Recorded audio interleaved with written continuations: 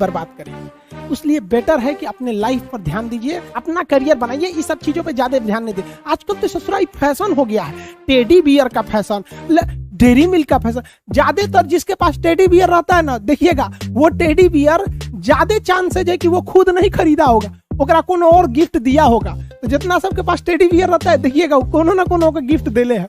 और लड़का भी कम नहीं है, अगर कोई लड़का डेयरी मिल्क खरीद रहा है ना, तो ज्यादा चांसेज है कि वो खुद नहीं खाएगा, वो दूसरे को दे जाएगा।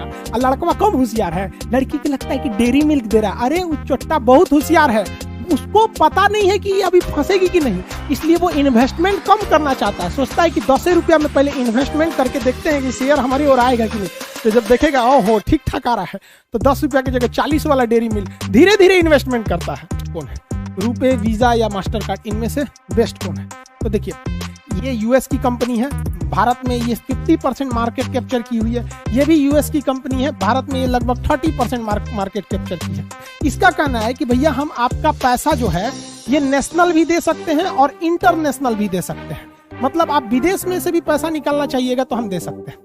समझ में आ गया कि नहीं? अब जबकि भारत ने अपना रुपे कार्ड बनाया, ये शुरुआत में केवल इंडिया में चल रहा था, लेकिन रुपे कार्ड में भी एक प्लेटिनम कार्ड होता है रुपे का ही, वो इंटरनेशनल भी चलता है। तो अब ये तीनों इंटरनेशनल करते हैं, लेकिन वीजा ले लेंगे तो ये इंटरनेशनल चलाएगा ही चलाएगा, मास्टर कार्ड लेंगे तो इंटरनेशनल चलाएगा ही चलाएगा। लेकिन रुपे लीजिएगा तो आपको स्पेशल कहना पड़ेगा कि हमको इंटरनेशनल भी काम है, हमको रुपे का प्लेटिनम दे दीजिए। अब लोगों के माइंड में, भारत के लोग में ना, शो ऑफ करने की क्षमता बहुत ज्यादा होती है। देखिएगा कोई कार खरीदेगा ना, तो कहीं जाएगा बैठने के लिए तो कार का चाबी टेबल पे रख देगा, वो ये नहीं बताएगा कि हम कार से लिए हैं, चाबिया दिखाएगा बड़ा कार, हमारे लगे कार है, समझ में आ गया कि नहीं आ गया? बस यही हो जाता है। अरे भैया किसी के अकाउंट में 25,000 रुपया है और कहता है हमको वीजा कार्ड चाहिए, रुपए नहीं।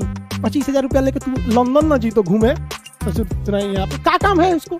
हिंदुस्तान में जितना वीजा कार्ड यूज होता है उसका 90% लोग विदेश कभी नहीं जाते हैं, लेकिन ना उनको वीजा चाहिए यहाँ पर। अरे भाई वीजा आप लीजिएगा तो हर साल 500 रुपया लेगा, लेके जाएगा अमेरिका, लेके रखिए ना रुपए कार्ड। और आपको बहुत शौक है तो रुपये आप ले लीजिए, कहिए हमको प्लेटिनम दीजिए, हमारा दिल्ली जाना रहता है, न्यूयॉर्क, बैंकॉक, सिंगापुर घूमते रहिए यहाँ पर। तो भाई स्वदेशी बनिए, हाथ जोड़ते हैं, हमारा देश है, हम ही लोग इसे आगे बढ़ा सकते हैं। हम लोग अपने चाइना वाले कभी यूज नहीं करते, और देखे तो हम चौंक गए, क्योंकि वही व्यक्ति था जिन्होंने हमको अपने मकान से बाहर निकाला था कि तुम मुसलमान हो, तुम्हें नहीं देंगे। और आज वो आए थे कि उनके बेटी का ना ब्लड की एकदम सख्त जरूरत थी। हमने उनसे पूछा कि आपको हिंदू का ब्लड चाहिए कि मुसलमान का ब्लड चाहिए?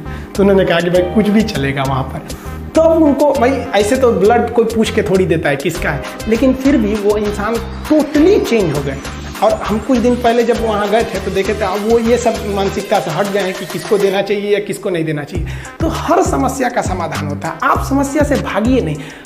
जिंदगी है, हमेशा आपको कभी कभी कोई जिंदगी में आएंगे टेम्पोररी लोग और आपको परमानेंट लेसन सिखा के जाएंगे। तो इससे क्या आप अपना हिम्मत हार जाएंगे? हम आप सब लोगों को कहना चाहेंगे इस तरह से मानसिकता से हटिए। हम सब क्या है, कोई ऊंच नीच नहीं है, कोई बड़ा जात कोई छोटा जात नहीं, हम सब एक हिंदुस्तानी हैं। हम सबको एकदम मिलजुल कर रहना चाहिए, इतना हंसी मजाक करके, इतना खुशी से रहना चाहिए कि किसी को पता ही नहीं चले भैया कौन इसमें बड़ा कौन छोटा, एकदम मिल के रहना चाहिए। कहते हैं ना कि महफिल भी रोएगी, हर दिल भी रोएगा, डूबेगी कश्ती मेरी तो साहिल भी रोएगा।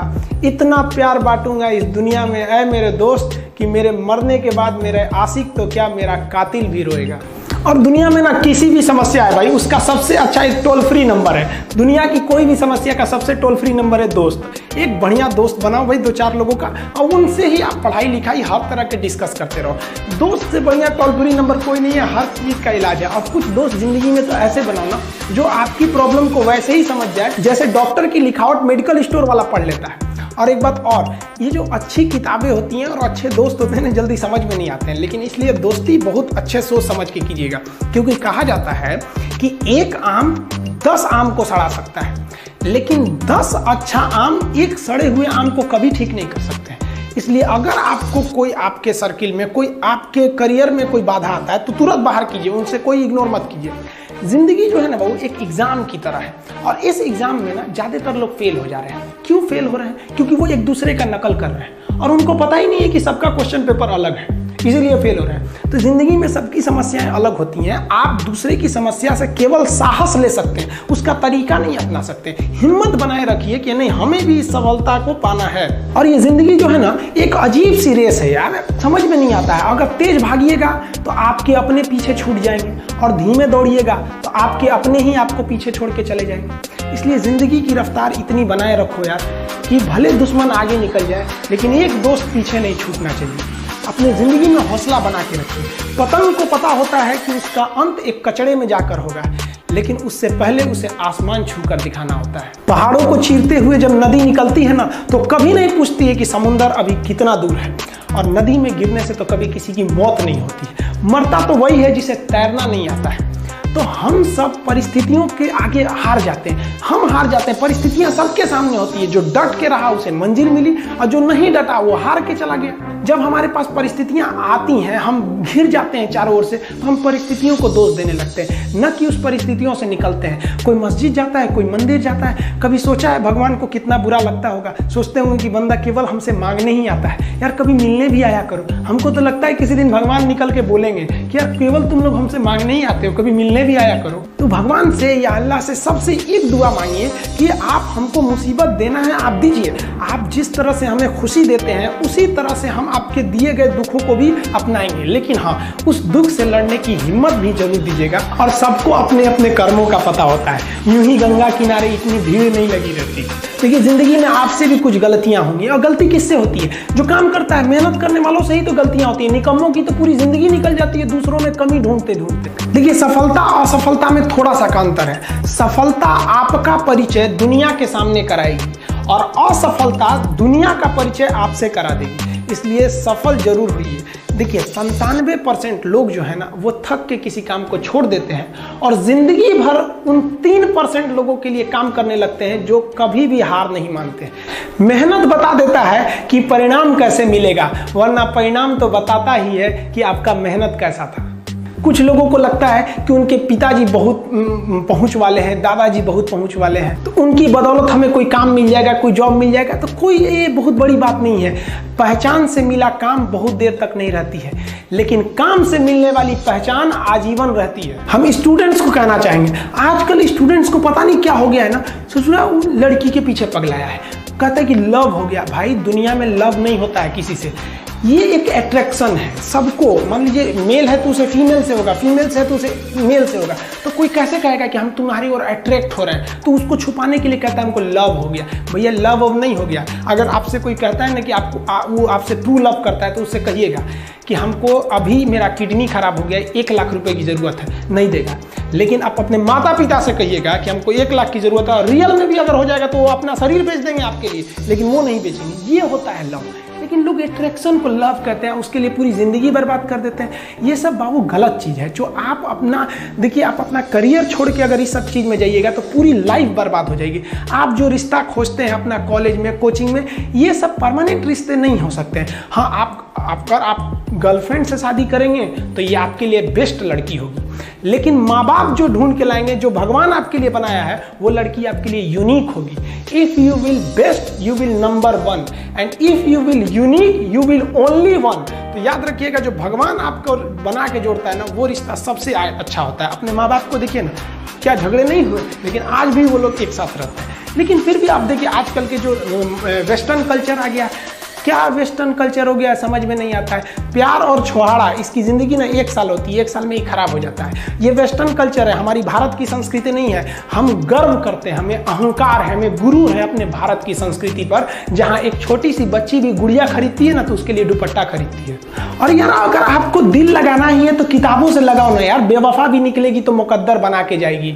दिन ना सबके लिए 24 घंटा का होता है, ऐसा नहीं है कि आपको अलग से वक्त मिलेगा, लेकिन इसी 24 घंटे में किसी को प्यार करके पति बनने का शौक है, तो किसी को मेहनत करके करोड़पति बनने का शौक है, तो आप डिसाइड करिए आपको क्या बनना है। क्योंकि बरसों बाद जब लोग ये मिलेंगे ना आपसे, तो ये नहीं पूछेंगे कि कितनी गर्लफ्रेंड है, लोग पूछेंगे कमाता कितना है, हैसियत कितनी है तुम्हारी।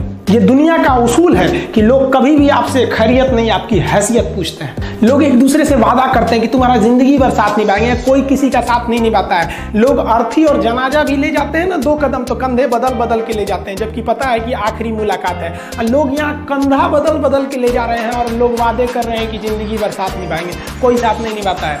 हम आप सब लड़का लड़की से कहना चाहेंगे कि अभी वक्त है, अभी सर झुका के पढ़ लीजिए। वादा है आपसे कि जिला में सबसे ऊंचा सर आपका होगा, लेकिन अगर अभी आप सोचिएगा आराम करने के लिए, पूरी जिंदगी आपको तकलीफ उठानी पड़ेगी। अगर आज आप किताबों के दीवाने हो गए ना, तो कल दुनिया आपकी दीवानी हो जाएगी। किसी ड्रीम गर्ल के लिए ना अपने माँ बाप के ड्रीम को कभी नहीं छोड़ना चाहिए। आप लोग जो सोचते हैं ना इधर उधर, वो खुशी तो आप लोगों ने कभी देखा ही नहीं। कोई स्टूडेंट अभी तक खुशी नहीं देखा। हम आपको व्यक्तिगत बताते हैं। देखिए, खुशी कब मिलेगी आपको? जिस दिन आपको जॉब मिलेगा ना, और जो पहली सैलरी मिलेगी वो भी नहीं खुशी है। जब आप अपनी पहली सैलरी ले जाके अपनी माँ के हाथों में देंगे ना, तो आपकी आंखों में आंसू होगा। आप याद करेंगे कि जिस माँ की उंगलियों को पकड़कर हमने चलना सीखा, आज उसको हमने अपनी पहली कमाई दिया है। और जब कमाने लगेंगे ना, तब समझ में आएगा कि लाखों रुपए की अहमियत कुछ नहीं है, वो 1 रुपए के आगे जब माँ स्कूल जाते वक्त दिया करती थी। और गौर से देखा करो अपने माँ बाप के आंखों में, ये वो आईने होते हैं जिसमें बच्चे कभी बूढ़े नहीं होते। देखिए, जीवन में ना अपने अंदर से अहंकार बिल्कुल निकाल दीजिएगा। अहंकार बहुत ही खराब चीज है। कहते हैं कि अहंकार में इंसान को इंसान नहीं दिखता, छत पे चढ़ जाओ तो खुद का मकान नहीं दिखता। अहंकार नहीं करना चाहिए। छत को बहुत गुरूर था छत होने का, 1 मंजिल और बनी और छत फर्श हो गया। अहंकार कभी नहीं कीजिएगा। तूफान ज्यादा होती है तो कश्ती डूब जाती है, और घमंड ज्यादा हो जाती है तो हस्ती डूब जाती है। जिस दिन आपको घमंड होने लगे ना अपने आप के ऊपर कि हम बहुत बड़े हो गए हैं, हम बहुत पढ़ लिए हैं, हम बहुत सक्सेसफुल मैन हो गए, हम बहुत बड़े बिजनेसमैन, हम बहुत, मतलब जिस दिन आपको घमंड हो गया ना, उस दिन आप शमशान घाट में जाके दिखेगा आपसे नायाब लोग, आपसे अच्छे लोग वहां खाक बन गए। दुनिया में ना किसी से जलन नहीं रखनी चाहिए। देखिए, माचिस जो होता है ना दूसरे को जला देता है, लेकिन कभी माचिस को देखें वो खुद को भी जला लेता है। अतः अगर आप दूसरे की बुराई करेंगे, दूसरे के पीछे रहेंगे ना, तो इसमें आपका लॉस होगा। और अगर आपकी कोई बुराई कर रहा है ना, तो आपको खुश होना चाहिए क्योंकि आप आगे बढ़ रहे हैं। बुराई उसी का लोग करते हैं जो आगे बढ़ रहा होता है। जो पहले गिरा हुआ है उसकी लोग क्या बुराई करेंगे? और जब भी आपकी कोई बुराई करे तो आप उसे सहज स्वीकार करें, और आप उसे प्रूव मत कीजिए कि हम ये नहीं हैं। हम लोग गलती क्या करते हैं स्टूडेंट लोग, कि प्रूव करने लगते हैं। नहीं, आपको अपने आप को इम्प्रूव करना है। अगर कोई गलती हो गई है, आपको कोई बुराई कर रहा है, तो आप उसको सहज स्वीकार कीजिए। जिस दिन आपके अंदर अपनी बुराई सुनने की क्षमता आ गई, यकीन मानिए आप सफलता के दहलीज पे अपनी पहली कदम रख दिए उसी दिन। लोहा जो होता है ना, उसे कोई नहीं तोड़ सकता है, लेकिन उसी लोहे के अंदर का जो जंग लग जाता है ना, धीरे धीरे दीमक की तरह उस लोहे को खदड़ते जाता है। इसलिए अपने अंदर अहंकार को मत लाने दीजिएगा। लोग कहते हैं ना कि अहंकार बुरा है। जीवन में हम जो अनुभव किए हैं, अहंकार से भी खराब चीज होता है गुस्सा। देखिए, अहंकार उत्पन्न ही नहीं होगा जब तक आपको गुस्सा नहीं आए। आप ऐसे नॉर्मल बैठे हैं और आप किसी से कहिएगा कि तुम्हारी क्या औकात है, जब तक आपको गुस्सा ना आए। तो अहंकार एक पेड़ है और गुस्सा उस पेड़ का जड़ है। इसलिए गुस्सा जिस दिन आया उस दिन आप बर्बाद हो जाएंगे। किसी भी व्यक्ति को बर्बाद कराने के लिए सबसे जरूरी है गुस्सा दिलाना। आपको पता है, लोहार जो होता है, लोहार वो जानता है कि लोहे को हम ऐसे नहीं मोड़ सकते हैं, बहुत ही शक्तिशाली है। इसलिए लोहार ना इस लोहे को ना आग में डाल के इसे गुस्सा दिलाता है। जब ये गुस्से से लाल हो जाता है ना, तो जहां गुस्सा आया आप अपनी ताकत खो देते हैं, और ये लोहा अपनी ताकत खो देता है, और एक मामूली हथौड़े के चोट से लोहा मुड़ जाता है। तो जिस दिन आपको गुस्सा आ गया, समझ जाइए कि आप अपनी ताकत खो रहे हैं। जब हम जन्म लेते हैं तो जन्म से ही हमारी जीभ रहती है, और मरने तक हमारे साथ जीभ रहती है, क्योंकि वो बहुत ही नरम रहती है। उसे गुस्सा वो बहुत हार्ड नहीं होती है। लेकिन जन्म लेने के बाद दांत आता है, और दांत काफ़ी कड़ा होता है, और मरने से पहले ही दांत चला जाता है। यानी अगर आप नरम रहेंगे तो काफ़ी लंबे समय तक रहेंगे, और जहाँ हार्ड होंगे आप वहीं आपका पतन चालू हो जाएगा। इंसान 3 साल में बोलना सीख जाता है, लेकिन उसे क्या बोलना है ये सीखने में उसे पूरी जीवन लग जाते हैं। शब्दों का इस्तेमाल बड़ा सोच समझ के कीजिएगा, ये आपके माँ बाप के दिए गए परवरिश का एक सबूत होता है। अतः आप अगर किसी से अपशब्द बात करते हैं तो सभ्य व्यक्ति आपको नहीं कोसेगा बल्कि आपके माँ बाप को कहेगा कि इसे संस्कार नहीं सिखाया। ये शब्द जो होते हैं हमारी परवरिश का परिचय करा देते हैं। शब्द का इस्तेमाल भोजन की तरह करना चाहिए। जिस तरह से भोजन को बनाने के बाद थोड़ा सा चख लिया जाता है, उसी तरह शब्द को दूसरे के सामने बोलने से पहले एक बार जरूर चख लीजिएगा। सारे लोग गलत नहीं हैं और ना ही सारे लोग अच्छे हैं।